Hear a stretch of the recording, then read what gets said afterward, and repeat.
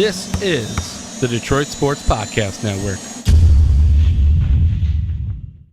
I appreciate you having me here. It's good to see everybody. I'm actually here to talk about three big basketball events, two that Oakland's already committed to play in, and a third that we're expecting them to be at. The first being the doubleheader in December with Oakland playing Michigan State. Sales have been great for that already. We have over 14,000 tickets sold for that game already. We definitely expect a sellout for that. I know what Oakland has done in the past. They had, if they could have fit any more in the Palace, that would have been amazing. A few years ago, they had over 22,000 people there, I think. We're expecting that to be a similar event. We've designed Little Caesars Arena so that it looks like people are hanging from the ceiling, and I really believe that night we are going to have people hanging from the ceiling. It's great, all the preseason accolades both teams are getting, so we're really excited about that event. The second event is Motor City Madness, our third year. This is the year we've been waiting for. We played the first 2 years at the Joe. This one being at the Little Caesars Arena, we think is going to be widely attended. Even though at the Joe, the Horizon League tournament was 12th in all the Division I conferences, 12th in attendance. We had 8,500 people for the quarterfinals. And obviously when Oakland's there, they're our biggest draw. And we expect this year with the new arena and the other schools in the Horizon League excited about coming down, we're going to make we're going to have people raising their eyes nationally on how many people come in for the Horizon League tournament. The Horizon League's one of seven conferences that host their tournaments in NBA arenas. And my personal feeling is the Horizon League's playing in the best building in the country. So we're excited about that. And what else excites me about the Horizon League tournament is, and it probably doesn't excite Coach Campy as much, is when you're in, anybody can win. Last year we didn't have a favorite win until the semifinal. So as a fan, that gets me excited because I go follow my team. I know I have a chance to win. This is such a tough league and good teams and everybody coming on the road, it kind of evens things out. So if you're in, you got a chance to win. As a fan, that excites me. If I was in his seat, that's what would make me nervous as well. So we look forward to seeing all of you coming out here. Anything we can do to help you with that tournament, if you can help us, we'd appreciate that. And the last event I want to talk about is the NCAA first and second rounds, which we host March 16 and 18. Hoping Oakland University's there. I'm hoping Oakland University is going to cut down the nets both at Motor City Madness and for the NCAA tournament in our place. What an atmosphere it'll be with some local teams there. And again, we are down to we go on sale Saturday. We've had pre-sales for the NCAA, but to tell you what a market this place is, our market is we've only got about 1,200 seats left for the NCAA tournament already. No one knows who the teams are, but that's the market, the basketball market that we have right here, and that's what we're expecting to see at Motor City Madness as well. Do you guys have any idea the Lions are going to schedule a game exact same time as that? It's. Well, it wasn't. They never play on Saturday. It wasn't scheduled. It was scheduled for Sunday. It got moved. Yeah, that was a surprise to us. Fortunately, we were able to change our times. It's one of it's part of the learning process. Now that we're all downtown with four teams together, communication and talking to each other on when events are scheduled. But in a lot of cases, it's out of our hands. It's TV driven or it's league driven, and obviously the Lions didn't want to go head up with us. We obviously didn't want to go head up with them. But it's part of the learning process now of having all four teams. There's great benefit to it, but then we're just learning. Well, it causes some parking logistics and things like that. I know there's plenty of parking now.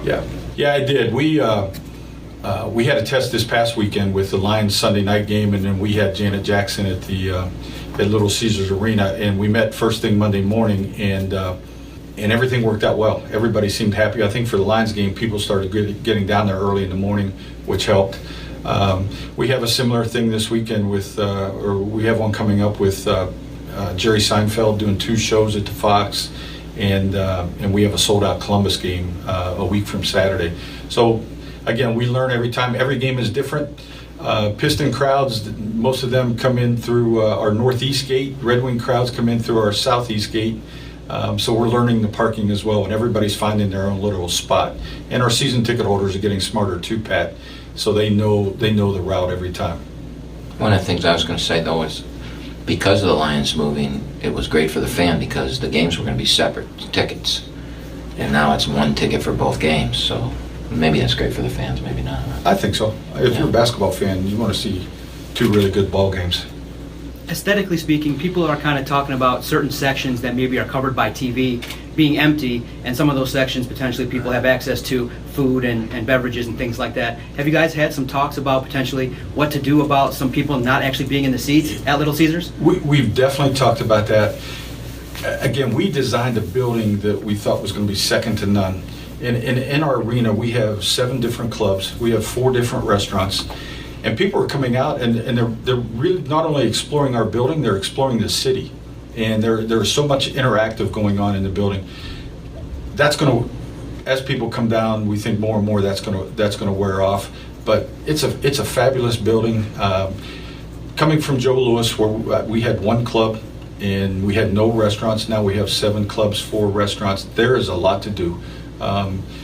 You don't find an empty concession line. There's not long lines for concessions. There is just so much to do. It's a great problem to have. Every day, Liz Karolak from our staff who's here, we're taking other cities on tours. Last week, American Airlines Center we're in. Everybody's talking about this arena, looking at this arena, and a lot of cities that are about to build arenas again. This is going to be a model for a lot of the cities to come. Turn it over to Greg. Good to be back. Obviously, this is a big year for Oakland basketball. It's a huge year. Who would have thought, we played Michigan State to open this building 20 years ago, 19 years ago. Man, Mike Tome made a shot with about 4. Michigan State, I think, was ranked 4th in the country. Mike Tome made a 3 with about 6 or 7 minutes going to half to put us ahead. And, everybody's like wide-eyed. We're at this Division II team's actually playing with Michigan State. And everybody walked away that night thinking, what a special night. But nobody remembers we lost by 30, and who would have thought when you walked away from that night that, we would be sitting here talking about playing Michigan State in the greatest arena in the country, both teams receiving, heavy accolades as national, top 25, 30 teams in the country. So we've come a long way in the last 19 years to be where we're at. But I really think that this season, we've been a nice little story, and I've been fighting that we're not a nice little story, that this is who we are now, and that you can have a third team. Look what Gonzaga did in Washington and Washington State, and they had to fight through it. And that's what we've always been trying to do here, is to get to that level. And I think this is a year that we can legitimize that with, because we have to not just have a great regular season. We have to win our conference tournament and get to the NCAA tournament and do something in the NCAA tournament. And if we can do that, then I think we legitimized the last 19 years, and I think we've arrived. We're not just a team that's here or not here. I know if you were at the Central Michigan game the other day when you saw us take the floor, you could have put a Big Ten team's jersey on us and you would have believed that's a Big Ten team. Our size, our length, our athleticism. We've come so far that's what we are now. So, now we got to get it done. And our kids understand that pressure. And I'm okay with it, because I'm going to tell you, I'm going to make a wager with anybody here that wants to wager with me, but I'm going to wager that we are the oldest team in the country. I don't know that because I haven't spent the time looking, but one of you research geniuses can find out. If you take our top 7, if Jalen Hayes was available to play tonight and we played, our top 7 rotation averages 22 years old. And I got to believe there's not another team in the country that can say that. We got 24-year-old, 5 22-year-olds, and a 20-year-old. Braylon's 20 is the only really young guy that plays. This group of guys has seen everything. There's nothing we haven't seen. There's no place we haven't been. There's nothing that can scare us, nothing that we'll see that we haven't seen before. No pressure-packed moment. We've won in an NIT game. We've come from 20 back to win. We've lost to a team that we beat by 34 a week before on a shot at the buzzer. We missed a couple free throws. We've been in those positions. So this is a team that should be able to handle anything that they see this year. This is a team that should not have to worry about the pressure of it. And there will be an unbelievable amount of pressure going into March because this team is 38-14 in league play. And this senior class is 38-14 in league play and has never won a postseason Horizon Conference tournament game.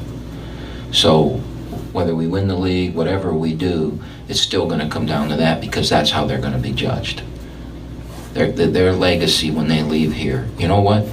If we win 13 games in the league this year, we will be the winningest program in conference play in the history of the Horizon League. Now, Horizon League's 100 years old, and if you go back and look at the teams that have played in that league, they're big names that came from that league. And right now, if we win 13 games, we'll pass Xavier as in league play, the winningest percentage-wise team ever. And yet, if we don't win a conference tournament game, this senior class will be remembered for that, not for all the great things they did. So we understand that. We understand the pressure. We're prepared for it. We talk about it every day. Every day since we've convened to start this season, we have talked about this. So it's not going to be something that we're not ready for. Anybody want to take my bet on the age? Anybody want to do the research? All right. Questions? You cited Gonzaga as an example for you to follow on. How much do you also look at what Wichita State was able to do the last few years? Well, I use Gonzaga because everybody knows Gonzaga and because they're in a state out in the middle of nowhere that nobody had heard of. They don't have, they're like Oakland. We have a name that isn't recognizable. I mean, I've recruited kids. I hired somebody, honest to God, I hired a kid to be a video guy, and he thought he was going to California. He did. I mean, he accepted the job and then found out that he was going to Michigan. I mean, our name is not recognizable like that. Although I think we've gotten to that point that it is. But when we first started this, people thought we were in California. And Gonzaga was, who knew where that was? There was Washington State, two state, schools that have their great rivalry like Michigan and Michigan State has. And so we fight that every day in recruiting. We fight. No kid grows up wanting to go to Oakland. When I walk into an arena with Tom Izzo, people say, hey, there's Tom Izzo, oh, and there's the Oakland coach. That's the thing that we've fought for so long. And it's a really tough battle. Now, we're never going to be Gonzaga because Gonzaga's coach makes $3 million a year. I don't. Their basketball budget is probably 8 times what our basketball budget is. I mean, money speaks in this business. But I use the Gonzaga term because it fits that, there's 2 schools there, and now everybody, when you talk about a school in Washington, the first person they talk about is Gonzaga. That's never going to happen to Oakland, but I just want to be in the same breath. That's my goal, coaching. That's for the last 20 years that we've done this. This is my goal. Not to win a game, not to win a championship, but to the public and the fans and the kids going to high schools that pick a college to go to, that they put Oakland on the same plane as Michigan and Michigan State. That's been my dream that I've chased. How long ago did you make the decision to kind of go back to a non-conference schedule? It was more like ones of years past. This one's definitely more challenging. Well, my new athletic director's had everything to do with the scheduling. He's got a philosophy, and he's come in and changed what we were doing at the time. This team has such a chance to be good, and we could be receiving these votes as we're receiving, and then not play anybody, and then they're going to say, well, they haven't played anybody, and they're not going to be able to do that against them for us. We're playing Kansas, Syracuse, Michigan State. We're playing a very good group of mid-majors here. I mean, Fort Wayne's really good. They beat Indiana last year. New Orleans went to the NCAA tournament last year. You just go down the road and there's a good team coming in every time. Texas Southern might be the best of all the teams that are coming in.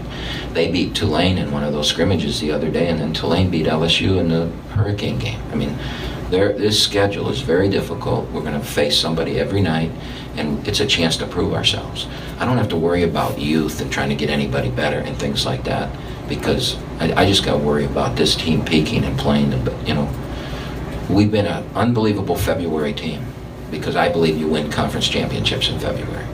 And if if you look at it, I don't think there's 5 teams in the country that are better than us in February than the last 10 years. I think we're 9-0 in February last year. The problem is in March, the last 3 years, we haven't been very good. So our focus this year is more on March than it is. And I want to win the conference championship, because for me, winning conference championships is, if I just took my opinion and my views, that's all I really care about. I want to win the conference championship, because that's a statement of your team and your season, not 3 days in March. But unfortunately, that's all social media cares about. That's all fans care about, is they want to win. They want to go to the NCAA tournament. They want to do that. So I'm understanding that with this team, and we're going to try and do that. Plus, we want to stay down there. And we know that if we can get to the championship game down there, they're going to have 3 unbelievable crowds. They're going to make money, and they're going to want to keep the Rising League tournament there. And so, that's on my shoulders, not our shoulders too. That we've got to do that for a lot of reasons. So my personal view of just winning the conference, I got to push that aside this year. We've got to remain focused, and that's what in my opening remarks, that's what I was talking about. We're focusing on that conference tournament. What about player-wise? Can you talk about the depth and how deep this team's going to be? How many guys are playing on a regular basis? I have as much talent as I've ever had, 1 through 12. I said that last year too. The problem with saying that, though, is everybody wants to see those guys. Well, I'm going to tell you something. Kendrick Nunn's going to play a lot of minutes. Martez Walker's going to play a lot of minutes. Jalen Hayes is going to play a lot of minutes. Isaiah Brock is going to play a lot of minutes. And Nick Daniels is going to play a lot of minutes. That's 5 guys. And I didn't even talk about one of the starters. So if you've got all those minutes to those, when you have players like that, they're going to play. So I've got 2 kids that I think, if they were somewhere else, could be the freshman of the year in this league. I think James Beck and Stan Scott could both be player of the year in this conference. Freshman of the year in this conference. But they're not even going to get a vote, because they're not going to get enough minutes this year. Now, are they going to get minutes? Yes. Are they going to get put in there at times to help us? Yeah. Can we have an injury? Sure. Can I rest somebody? Yes. But in the focus of this team, when you have players like I have, they got to play. And they will. That's just the way I coach. You lose one rival in Valpo, but you gain back another one in IUP in the conference. Can you talk a little bit about your feelings about that? Yeah, I kind of upsets me that I keep reading that, Oakland's so good, and because Valpo's gone, it helps them. We were the number 1 seed in the tournament last year, and Valpo didn't win that tournament either year either. In fact, they didn't win a game either. They lost both their first games just like we did. Now, I wonder if that conference tournament had been at Oakland, who knows what would have happened, but it's not. It's in that building, and we want it in that building. That's the best thing for our conference, to have it there. So when they sit there and talk, I don't care that Valpo left. Babe Ruth's been dead for 100 years, and they still play. They had the greatest World Series they've ever had this past week. The Horizon League's a great league with great teams, and we're ready to play whoever shows up. The only rival that I look at is Detroit, and that's because I don't like them. Sticking with baseball for just a second, what are your thoughts about JV winning the World Series with the Astros? Really, I wish he would have won it the night before. But yeah, I'm a big Tiger fan, and I think he's going to go to the Hall of Fame wearing the English D. So I'm excited that he can put that on his resume. Yeah, very happy for him. Have you made any adjustments in the way that you're coaching, just based on the health scare that you had earlier this year? Or? I hope not. I hope not. Yeah, it was a tough deal.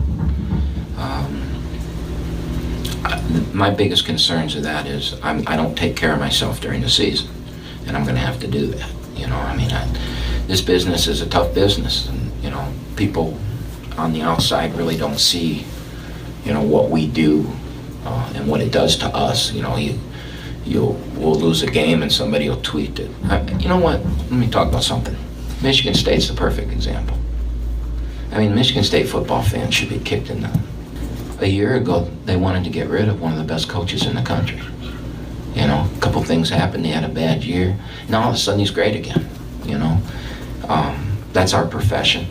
So, when the season starts and you lose a game you shouldn't lose, or our game's close and you're feeling the heat of that. I'm an eater.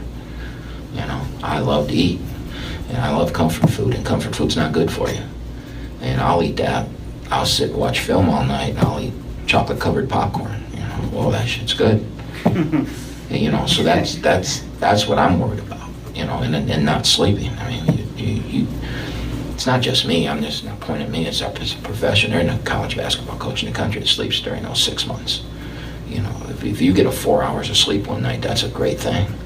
And so I'm worried about that, how that will affect my thing on the court. The good thing is this team doesn't need to be coached. They're going to get yelled at because that's who I am. But they don't need to be coached. They know our offense. They know what works. They know why I do things. I mean, they're old. They've been around. So for me, having that happen and coming into this year, I'm not worried at all. If there's one thing that keeps you up at night that would prevent you from reaching your ultimate goal this season, what would that be? Worried about our point guard play. I'm worried about rebounding. As great as athletes as we are, and then I'm worried about our emphasis on defense. When you have, and I think I can talk about this as well as anybody. When you have kids that can score the way we can score, they fall into this belief that they can outscore teams to win, and the concentration on defense is, you know, last year, even though we averaged 80-some points a game, which is a lot, we won because of our defense. Because when we believed in it, with Sharon, and Sharon was kind of I don't want to call him a fake, but a misnomer that he was a great defensive player. He really wasn't. But he believed he was, and he brought that swag to the rest of the team. The defense was important. And so everybody believed in it. And with Isaiah protecting the rim, and you know, he's as good a, Pat and I were talking a little bit ago, he's as good a rim protector, in my opinion, as there is in the country. And so when you can protect the rim and you have length and you can get after the ball, you know, look at the stats last year. We were the number 1 team in the country in ball screen defense. We were in the top 40 in transition defense. When you play the way we play, transition defense is the utmost importance. And against Central Michigan, we weren't very good in transition defense. So that bothered. Our half-court defense was as good as it was last year, but our transition defense wasn't good. So that worries me, and it's more of a mindset that these kids, well, you know, we're going to score 100. All we got to do is have one more than they do.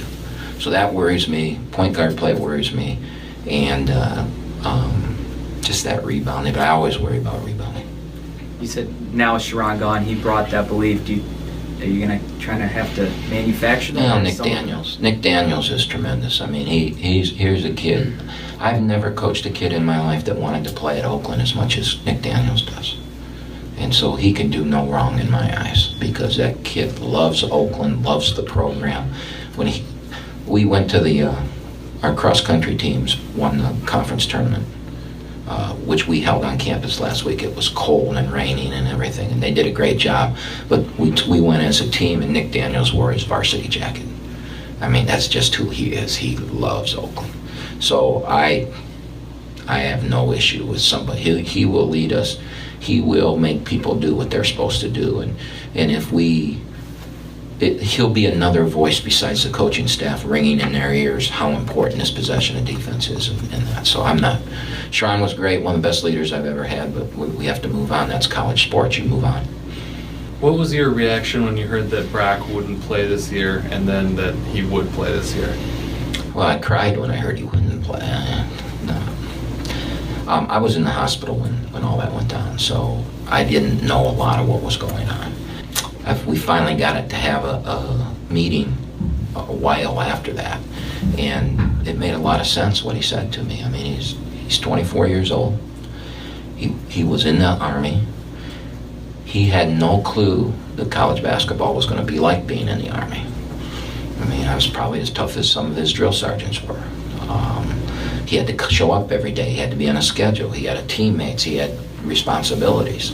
And I think when he got out of the Army, that he was kind of looking forward to life without that. Plus, the winter semester last year, he didn't do as well as he felt he should do academically, and a lot of that was because we were on the road and missed class and things like that. So he had a moment in his life where he, I'm not going to be a pro, which I'm not sure he's right on.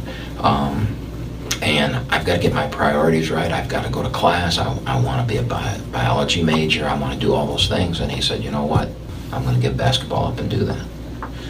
Well, then basketball starts, and there's a 6'9" kid walking around campus, and everybody's wondering why you aren't playing. Because imagine if you're him, everywhere you go, people are asking you, why aren't you playing? Why aren't you playing? What's wrong? Well, you know what? Did Campy hit you? Did you hit Campy? Did he yell at you? Why? Everybody had their own opinion of why he wasn't going to play. And I think he got tired of that, and I think he missed basketball. And so, yeah, I think our whole team was excited that he would come back because, number one, he's a great kid. Number two is he's a great player. I mean, he doesn't have to touch the ball, and he affects the game. I mean, he really affects the game. So we were elated that he came back. You said your relationship with him has grown. In your eyes, how's your relationship with him grown? Well, I heard, when I met with him, I heard his concerns. And you know what? And much of it was right. I treated him like a freshman, and he was 23 years old, and he probably, I'm not the greatest with freshmen. Most freshmen are immature, and I'm an old school guy, and they need to be told what to do, how to do it, and they need to be held accountable for doing it right. And then as they grow and learn, I'm not and I think, I saw greatness in him, and I tried to bring that greatness out, and he was just trying to understand life. I mean, remember when he graduated from high school, he hadn't done anything. And then his 4 years in the Army, which is not real life. I mean, when I went and saw him in Kuwait and saw what those soldiers do and that isn't real life. That's not a life that many people, you're walking around and when I landed in Kuwait, we were supposed to go 4 or 5 different places, and it ended up we couldn't go because there had been a car bombing the day before. And so now I got put into a van that had curtains on it and taken to the base, and I had to stay in that base all the 8 days I was there. I mean, think about that now. And here's a guy, he's 130-degree weather, wearing the stuff, wearing full uniform every day, protecting our country. That's not the life you and I grew up living. And so now he comes back into real life, and I think he's got to find a way to fit in. And so now I understand that better because of what I went through with him. And I think I can do a better job of coaching him. And that coaching is more than just basketball. I mean, it's coaching in life too. I mean, our kids have got to leave here with a degree and ready to go out and prepare themselves so that they can have successful lives, and they have to be great people when they leave. That's part of my job. Of all your teams, is this the one that's most poised preseason to make the tournament? No, 2011, we had Keith Benson back, and we had Will Hudson back, and we had Reggie Hamilton. And that team had many of the expectations this team has. The difference between this team and that team is that team hadn't done anything. They had won a championship, and we played Pittsburgh in the NCAA tournament, and we were beating them, and Derek Nelson got a cut over his eye, and by the time we got him back, we were behind. We ended up losing by 20. The next year, they didn't know going into that year how good they were. And again, we were a pretty, cute story then. And then we beat Tennessee, who was ranked 7th in the country, and then these expectations came down. And we lose to Texas in the first round of the NCAA tournament, Texas by 4. And Texas had 3 guys drafted in the first round. And we had 1 drafted in the second round. So that was more our coming out into the real world of what it's like to be in the big time, that team. And that team had a lot of expectations on it too. I think this is different. I'm not saying this team's better than that team. At the end of the year, we'll know. I mean, it can be. We have 3 guys on this team that the NBA's looking at. We've had 3 players playing the NBA in the last 10 years. There aren't 25 schools in this country that can say that. Again, I'd like somebody to do the research on that, but I've been using that in recruiting. There aren't 25 teams in this country that can say they've had 3 NBA players in the last. The blue bloods, you go Michigan State, Kentucky, those. But then all of a sudden you get to 10 or 12 of those, and then you look and, oh no, Northwestern has, and Purdue has, So we got 3 on 1 team that right now, you got Kendrick Nunn, who I think who could be a lottery pick. You got Martez Walker, who's on everybody's radar, and you've got Jalen Hayes, who I don't know if he's going to be a draft pick, but he surely is going to be one of those 2-way contract guys as soon as the draft's over. A team's going to call him and give him come to camp, come play in the summer league. We got 3 guys on one team like that. That's never happened here before. That's the growth of the program. So that was a long answer to your question. I don't even remember what your question was, but I think that team in 2011 had the same type of expectations. We just didn't know then that we were a cute story then. We're not a cute story anymore. Our fans are mad. I mean, think about this. We won 25 games last year. We beat 2 Power 5 teams. We won a game in the NIT tournament. We had an unbelievable year, and there are people out there that are fans and season ticket holders that think we had a terrible year. That's the expectations that this program has got. We didn't have those expectations in 2011. I think you've talked to some other media about this, about the frustration in the NCAA's decision about Jalen, just the message it sends. If, fortunately he's lumped, there's 3 cases right now that people are scratching their head at. He's lumped into one of those 3 cases, which is good because then the focus isn't on Oakland. I don't want to focus on it. The bad part about it is that people are out there saying, oh, he's academically ineligible. He must be a bad student. He's a 2.9 student and he's going to graduate from one of our toughest majors in December. You have to have a 2.8 in your major classes here in that major. When you get to be a junior and senior and you take HRD, whatever, you got to get a 2.8 to pass it. You got a 2.5 in a class. Now he also screwed some other classes up, but if he weren't playing basketball, he would he'd be fine. He's beyond it. The rule is a satisfactory progress rule, and because he had taken all his other classes, all his electives, he couldn't take an elective. So he had a very short. He's about to graduate. He had a very short. You guys that have graduated know this. You have a very short group of classes left to take. Well, the NCAA doesn't look at that as. They don't look at that circumstance of that's just a big over-encompassing rule. And, their big thing was, well, they gave him a break in cutting some of the games, but we don't want to set precedents. Well, my answer to that is, why wouldn't you want to set precedents? Anybody else in the same position should be able to play. And we even put forth, look, if he doesn't graduate, we'll sit him the first 4 games of our conference season, which I would never want to do. But that's how sure we are he's going to graduate. He's a great student.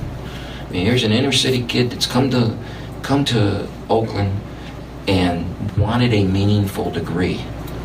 He didn't want a degree that, I can just get through and all I got to do is pass these classes. He wanted a degree that he can use, something he wants to do in life. And he took on one of the toughest degrees at Oakland. I mean, I have a pretty good degree at Bowling Green, and there was no rules there that I had to have a 2.8 in a class. 2.0, yes, but 2.8? That never happened. And he took that on. And, now he's being punished for it. Well, to start it off, I bet you're just itching to play right now after this transfer. I mean, definitely. I'm ready to get it going. Get some games under my belt. How do you feel? You've had a year of practice with these guys. How do you feel in this system under Campy? Man, I feel good. The chemistry's there. I love the offense, and I'm playing with a great group of guys. Did you feel like you took a cork off a bottle getting out there? Definitely. Get a little jitters out, but I think it won't be really official to the first game. How are you feeling about the major expectations for Oakland? Last year they missed the NCAA tournament. This year, with your offensive prowess, potentially they could do some big things this year. Yeah, definitely. We all got high expectations. It's, me being a 5th-year senior and the guys along me, we haven't been to the NCAA tournament yet. So that's definitely one of our big goals. Do you see yourself emerging as a leader on this team?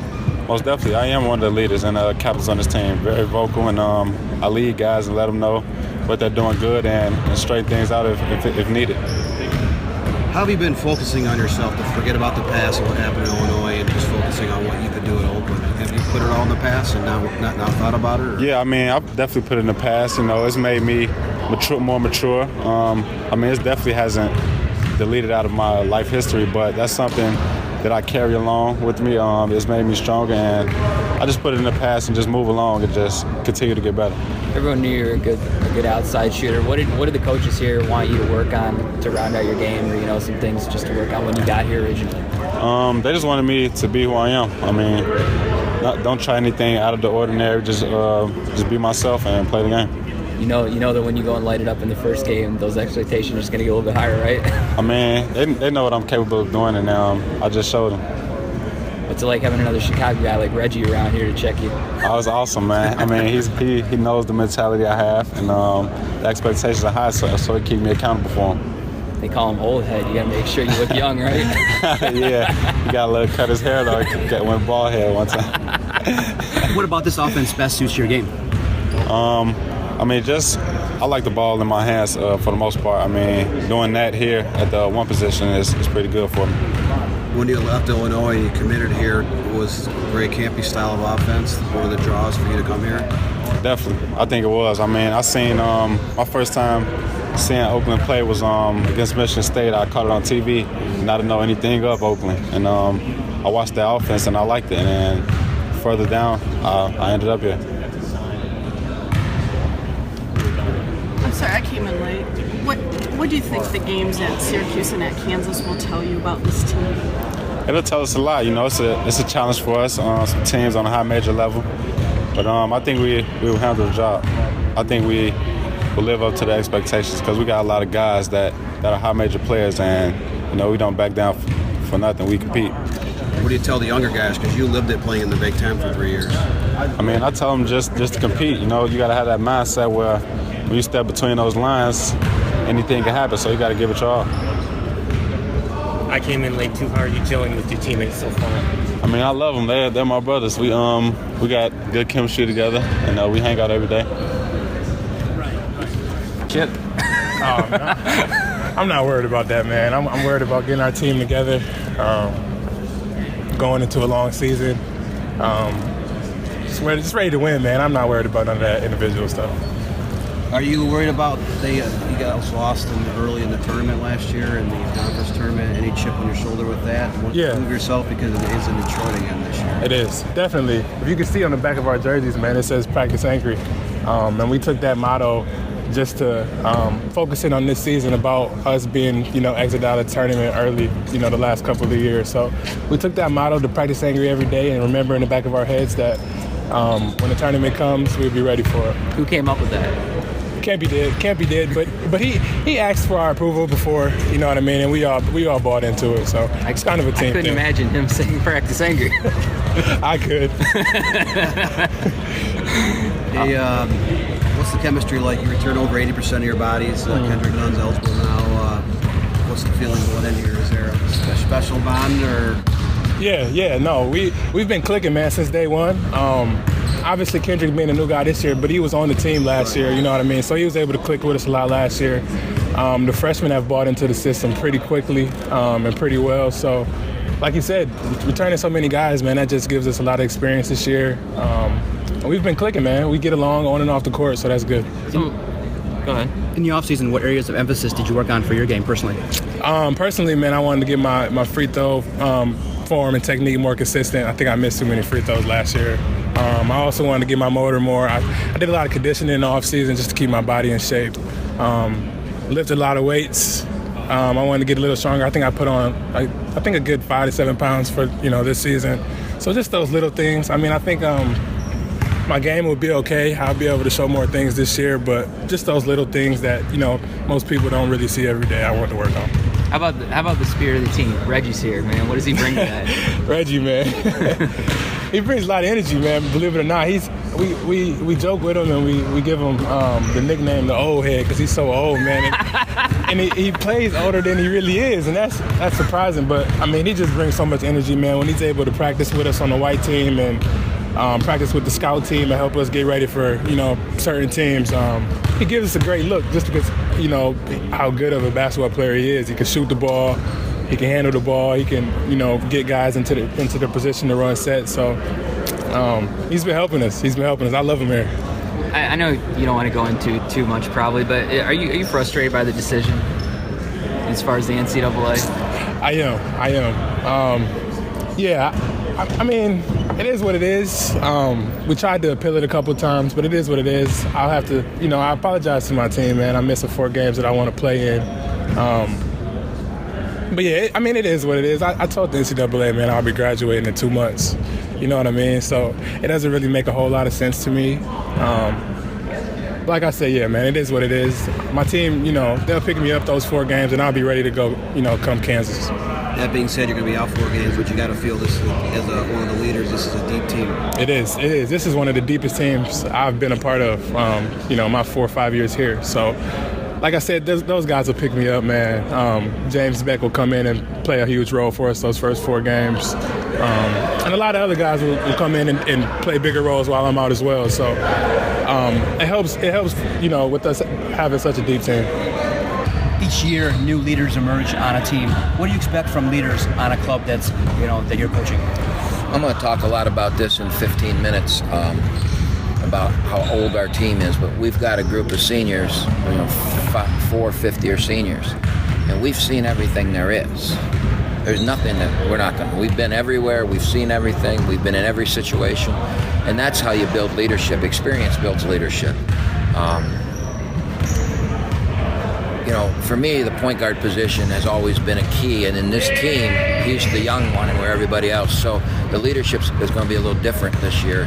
It's got to come from our veterans and our upperclassmen. But to me, and this is a Tom Izzo quote that, you know, I heard him say 20-some years ago that I've latched on to and I've tried to make it my own, and that is that a player-coach team always beats a coach-coach team.